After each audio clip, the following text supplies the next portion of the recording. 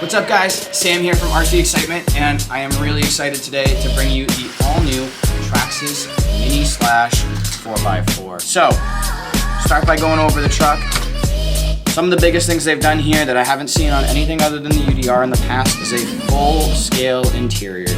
And the roll cage on this is really going to help as you bash, and as it flips over, it's going to help to protect that body. Clipless body on both sides to unveil the new Mini Slash 4x4 platform. This is running the Traxxas BL2S system, so this is a full 10th scale brushless system, a 10th scale steering servo right up front. So, without any further ado, let's go drive this thing.